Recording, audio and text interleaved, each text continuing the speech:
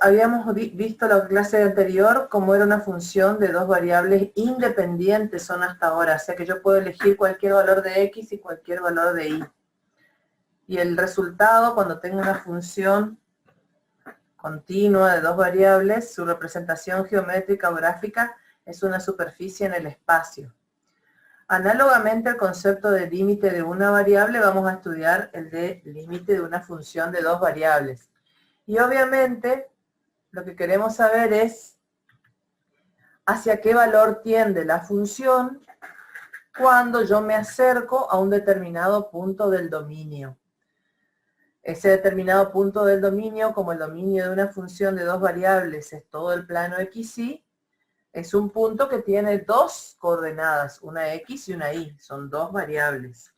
Cuando estudiábamos límites de una variable, probábamos lo que sucedía al acercarse al punto en cuestión, donde yo quería estudiar el límite, por la izquierda y por la derecha, lo que llamábamos límites laterales, ¿recuerdan? Y lo primero que le pedíamos era que para que exista el límite tenía que ser único, es decir, por ambos lados tender al mismo límite.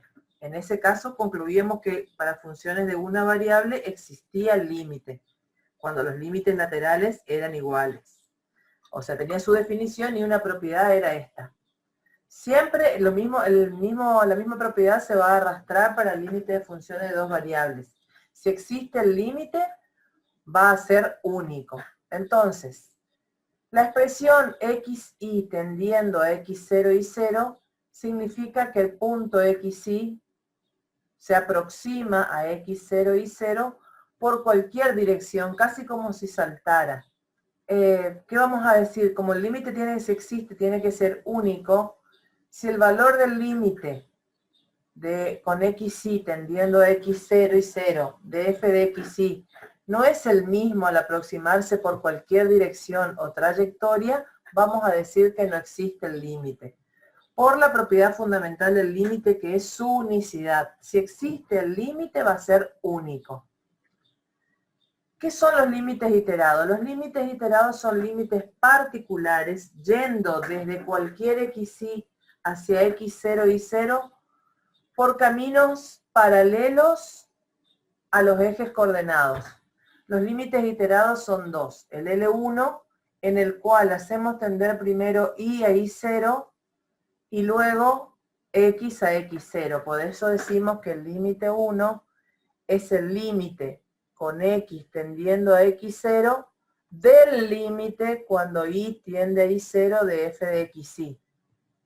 O sea, finalmente es el límite con x tendiendo a x0 de una cierta función alfa de x, porque si aquí hago tender y a un número fijo, esta función que era de dos variables, se queda como de una nomás.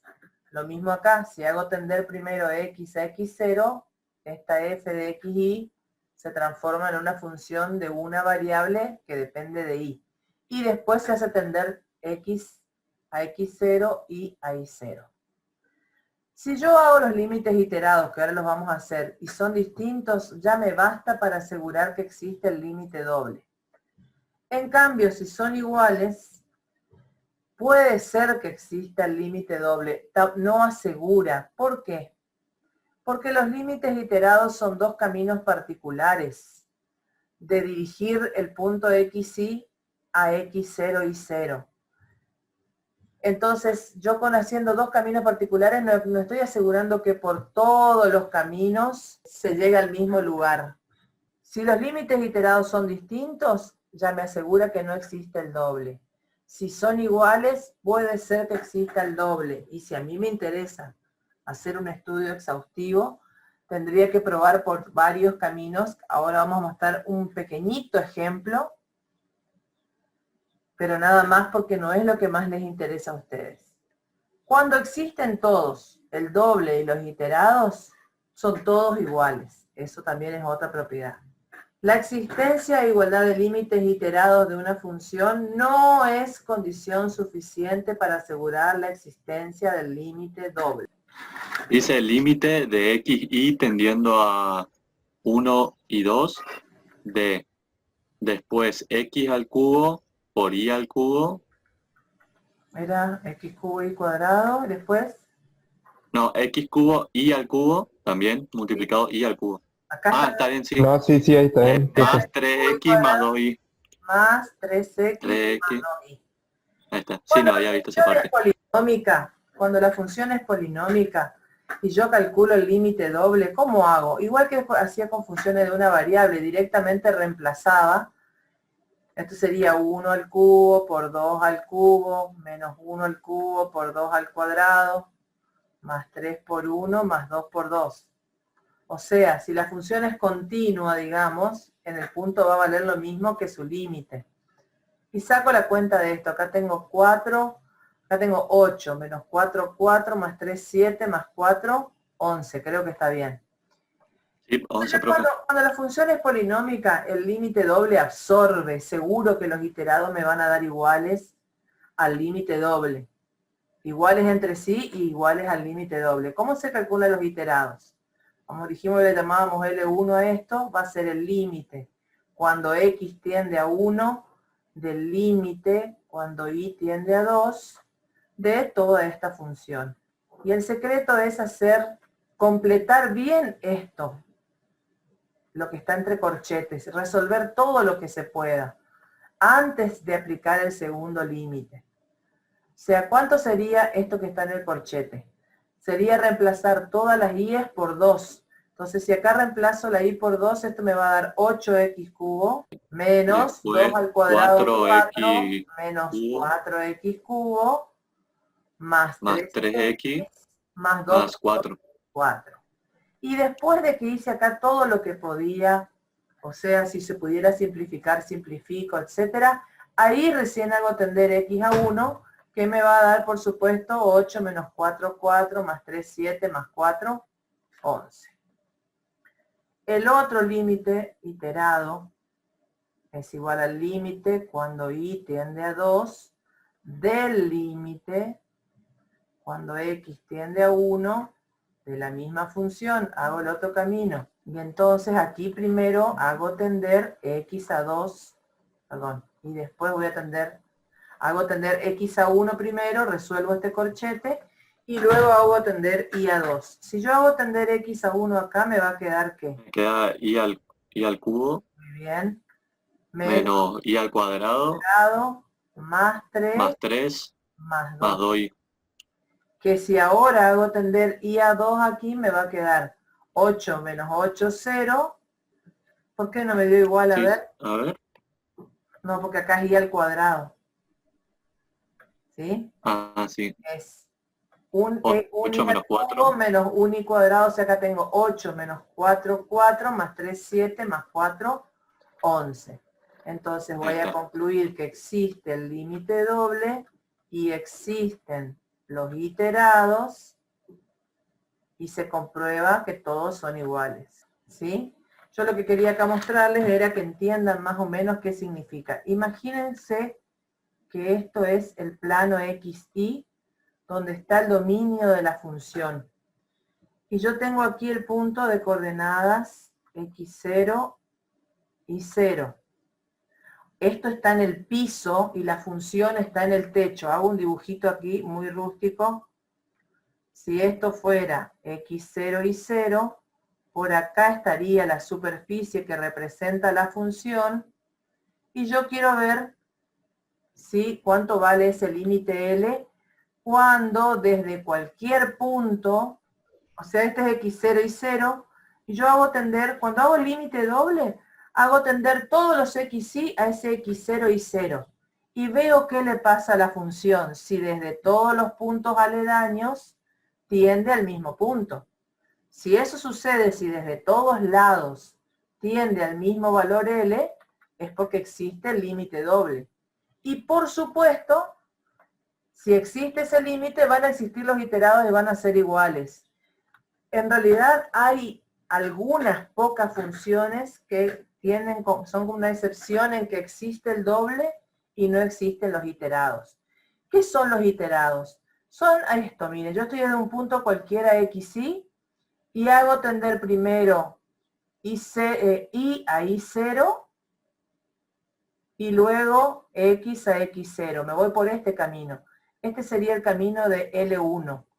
Ir desde los x en forma paralela, tendiendo primero y a 2, por ejemplo, y luego x a 1. Y la otra forma sería ir primero en la dirección de x y después en la dirección de y. Por la propiedad del límite, si existe el límite doble, que quiere decir que por cualquier camino se va el mismo número, los iterados tienen que existir y ser iguales. Este sería el primer ejemplo. Me deslizo primero en forma paralela a y y luego forma paralela a x, por eso hago tender primero y a 2 y luego x a 1. Acá estoy en un xy cualquiera. Y en el otro me deslizo primero por x y luego por y hacia el punto que estoy analizando en el dominio, que sería este punto de acá. O sea, estudio en los límites iterados, estudio solamente dos caminos. Si ya dos caminos me dan distintos, es porque todos los demás no sabemos qué pasa, pero no importa, no puede haber dos distintos. En cambio, si ya existe el doble, sobre todo si es una función así polinómica, va a absorber todos los caminos y ya seguramente, salvo que sean esas funciones excepcionales, me van a dar los iterados iguales entre sí e iguales al doble. Tengo que hallar entonces el límite cuando xy tiende a 0, A 0, 0. x Claro, cuadrado, arriba era menos y abajo más. Sí. cuadrado, bien, sobre x cuadrado más y cuadrado, Todo eso al cuadrado. Si yo hago tender violentamente así x a y, x e y a 0, 0, esto me da 0, 0, 0. Indeterminado. Indeterminado. O sea que hasta ahora no existe el límite doble. Y no se puede eliminar la indeterminación, porque si se pudiera estaría bueno. También sería una forma de encontrarlo. ¿Cómo son los límites iterados? Va a ser el límite cuando x tiende a 0 del límite cuando y tiende a 0 de esto. Si yo no pusiera el cuadrado, esto así como está, me daría 1. Fíjense que si hago esto 0, 0, me queda x cuadrado sobre x cuadrado, se simplificaría. Pero esto está al cuadrado, o sea que es... Si hago tender y a 0, en el corchete me va a quedar x cuadrado sobre x cuadrado al cuadrado. Y como les dije, antes hay que resolver todo lo que se pueda.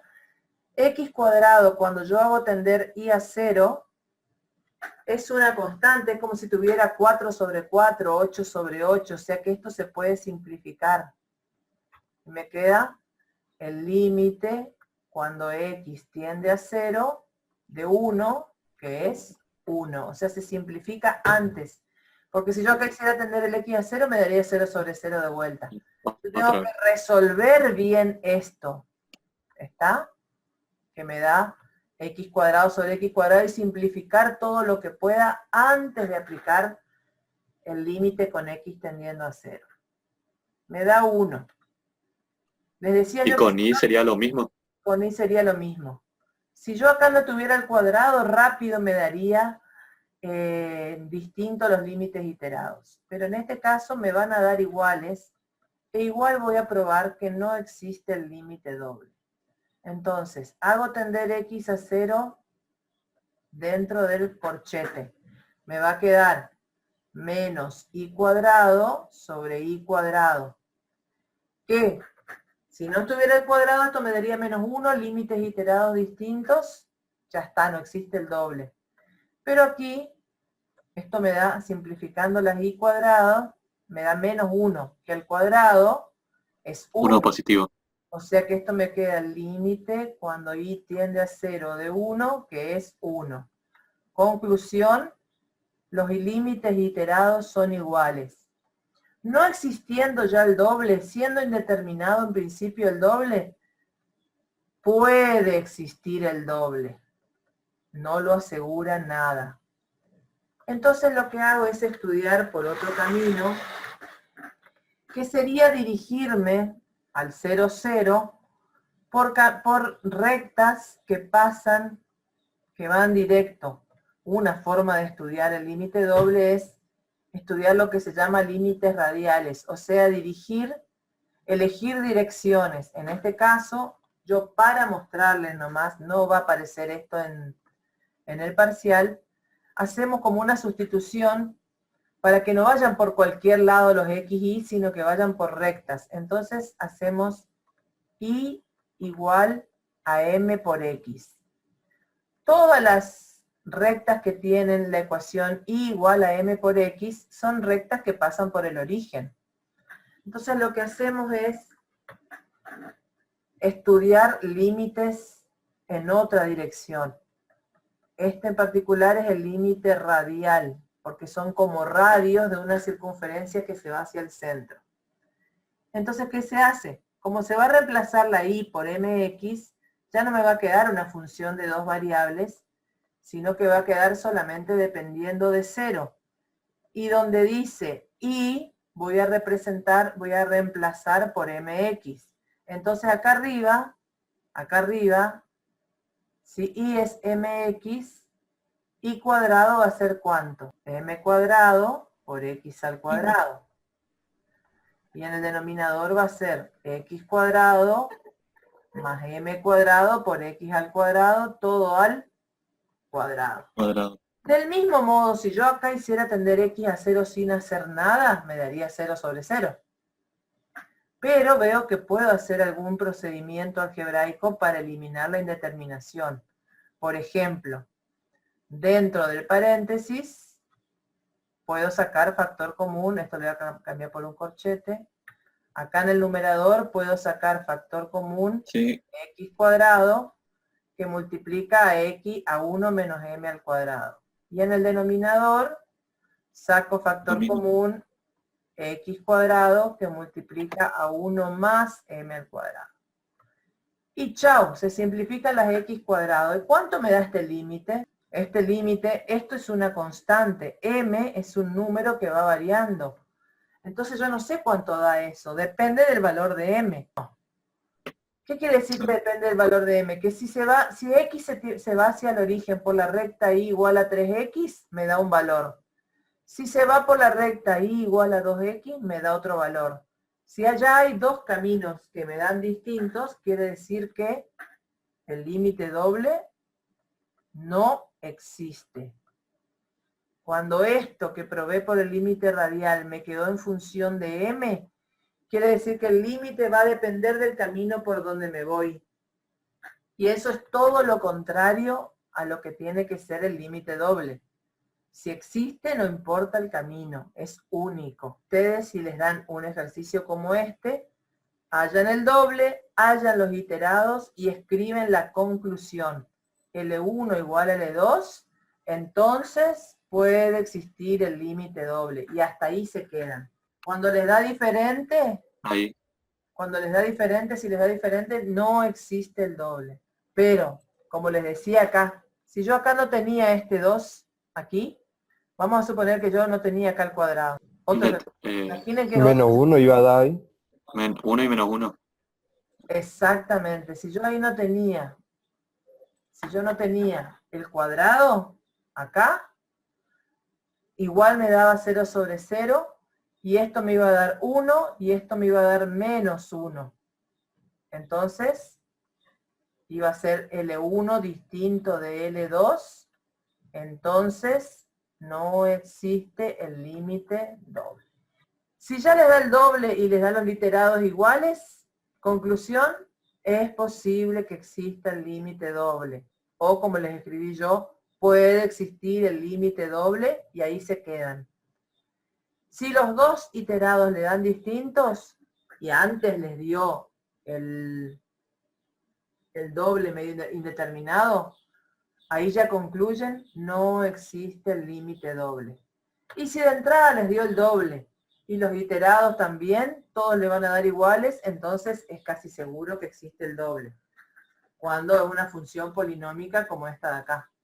Cuando estudio derivadas parciales, lo que hago es justamente pararme en un valor de x constante o de y constante y ver qué le pasa a la otra variable, ver cómo varía la otra variable.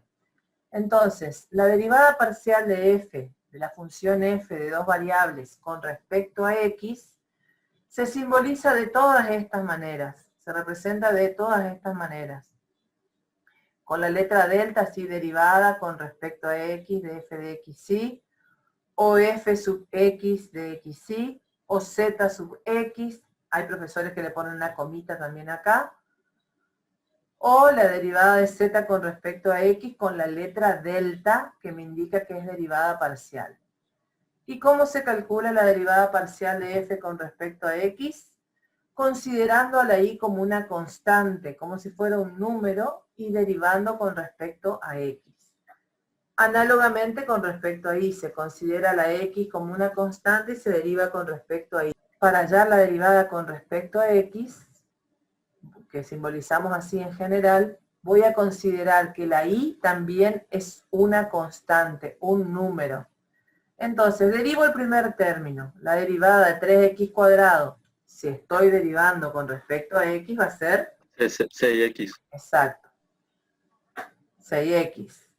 En el segundo término, o sea, acuérdense que sacan las constantes afuera, o sea que sacamos y cuadrado como una constante, y la derivada de x al cubo es 3x cuadrado. La derivada de 3x con respecto a x es 3. Y la derivada de 2y con respecto a x es, saco los 2y, las 2y como constante, y la derivada de x es 1. Terminó ahí la derivada con respecto a x. Ahora con respecto a y, considero la x como constante. Entonces, fíjense aquí la derivada del primer término. Una cosa es tener una constante por una función y otra cosa es tener la derivada de una constante sola. Si yo estoy derivando con respecto a y, 3x cuadrado es una constante sola porque no está multiplicada por y. Por lo tanto, su derivada, ¿cuánto va a valer? 0. 0, muy bien.